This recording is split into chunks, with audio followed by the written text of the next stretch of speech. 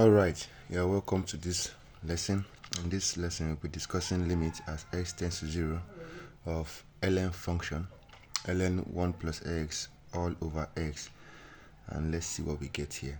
Now, what we do first here is that we always test our value x and see what it gives us. Here, our x is 0. Let's put x as 0 and see what we get. So we have limit as x tends to 0 ln 1 plus 0 all over 0 all over 0. So this gives us ln 1 all over 0, and we know that ln 1 is 0, so 0 all over 0 still gives us the indeterminate form, and we don't want this to happen. So when you get to this step, all you have to know is that you have two options, two clear options. The first option is the Taylor series expansion for this function, and the second option is what we call the L'Hopital's rule. So let us go after it one after the other. So the first option I will use is the Taylor series expansion. So let's go using the Taylor series expansion. Now, the Taylor series expansion for ln 1 plus x, ln 1 plus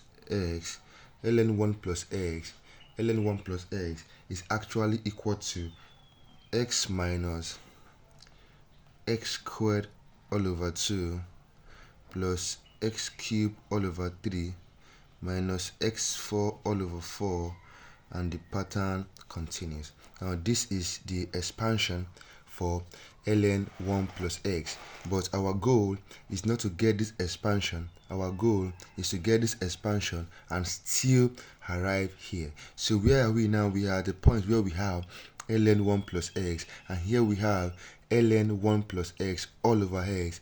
What are we missing? We are missing this x here. So what can we do here? All we have to do here is just divide both sides by x so we can arrive here. So let's do that. So dividing both sides by x now. If I divide here again by x, let's see what it gives us. So this part is already the same as this, so we are fine. So let's divide this through. This goes here, this goes here once, this goes here, and this goes here. So what do we have now?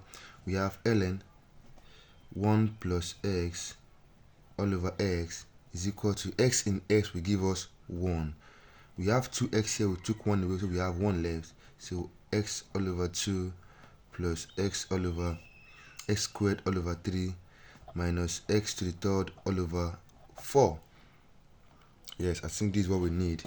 This is what we want to happen. So at this point, we already have this. Then we can apply limits to both sides of the equation. So we can apply limits. So we have limit as x tends to 0 of ln 1 plus x all over x is equal to the limit as x tends to 0 of the entire expression 1 minus x all over 2 plus x squared all over 3 minus x cubed all over 4, then all in bracket. So let's go.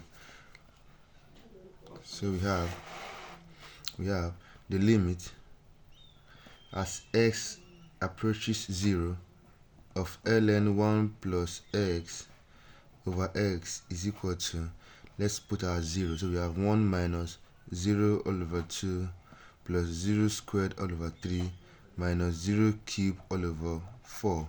So we can see that the limit of this function, as x goes to 0 is obviously 1, because the higher variable power will vanish to 0. So we have 1. So the limit as x approaches 0 of ln 1 plus x all over x is equal to 1. This result is from the Taylor series expansion, of ln 1 plus x divided by x. So now we'll be solving the same problem, but this time we'll be using the L'Hopital's rule to solve this problem. So let's go. So here we'll be using the L'Hopital's rule. So using the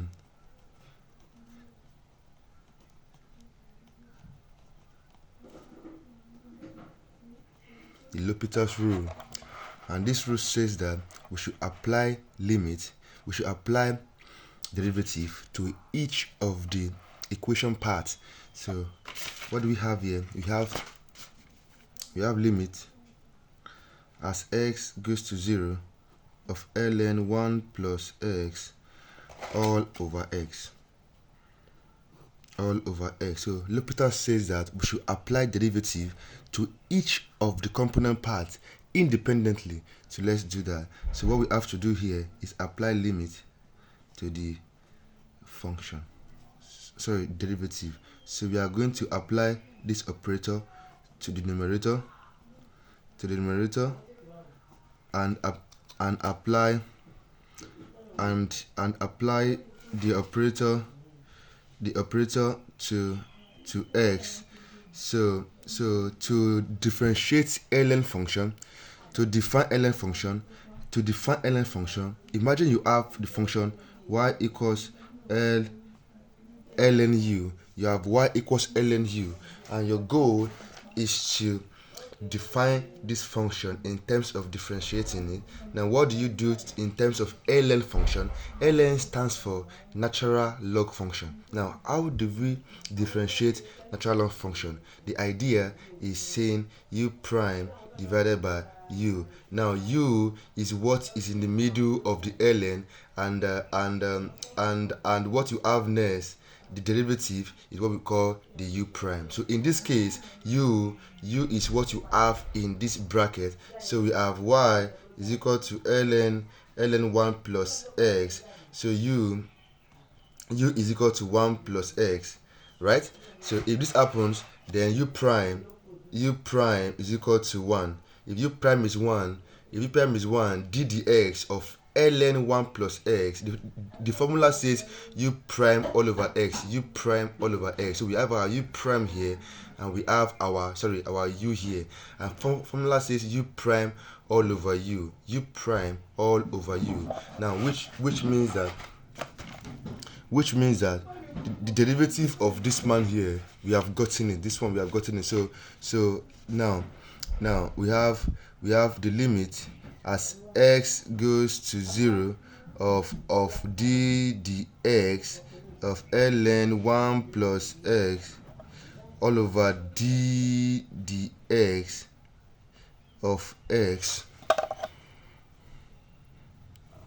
x is equal to, now we already got the value now, and the answer to the top here, we got it as u prime all over u, right? That's what the formula says. For ln function, whenever you are defining an ln function, the formula is u prime all over u. U is what you have in that bracket, and when you define that u, you get the u prime. So u prime all over u. So our u prime here was what? 1. So 1 dividing, what was our u prime? Our u is our initial value here. So we have 1 plus x. Now all dividing, what is d dx of x will give us 1. So we have that here. That's what L'Hopital's rule says. And after we do this, L'Hopital's rule says we should impute our value x.